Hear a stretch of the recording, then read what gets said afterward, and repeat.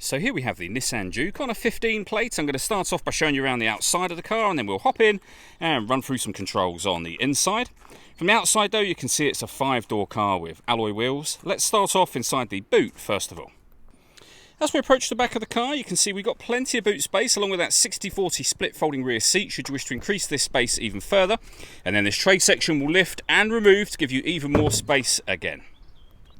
Just briefly before we climb in, I think it's well worth seeing the interior from this exterior point of view. There's plenty to run through on the dashboard, so let's hop in and we'll do that now. Okay, now that we're inside the car, we're going to start with the dials. On the left-hand side, we have the rev counter. Speedometer is on the right-hand side. In the centre, you can see the total miles of this car. They are 42,560. We also have the fuel gauge and coolant temperature gauge in that section as well. If we back out to the steering wheel, on the left-hand side, we have stereo and phone controls, and on the right hand side, cruise control and speed limiter for the car. In the center is where you'll pair up the phone in order that you can use it. So press the phone button, you then hit connect and pair a new device, which we're not going to do for the moment.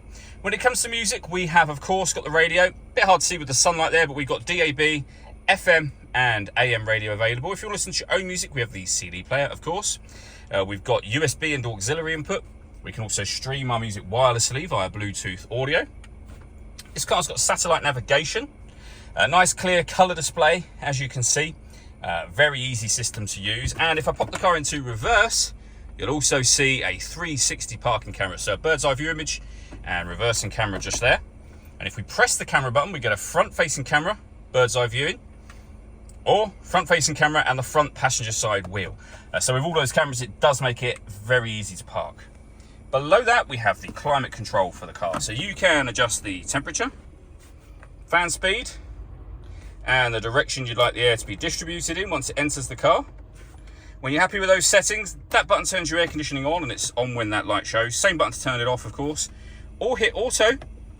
The car will now take control of the fan speed and the direction of the air to maintain the temperature that you've asked for. You can override that manually at any point in time that you wish to. This screen also doubles up as the driver mode screen. So you can now see all the options have now changed. We've got normal, sport and eco. Whatever mode you're putting it in, you are affecting the engine, the gearbox, the steering and the climate control for the car. We have a 12-volt charging socket, the USB and auxiliary input that I mentioned just a second ago, the gear lever for the fully automatic gearbox. We then have driver and passenger heated seats as well.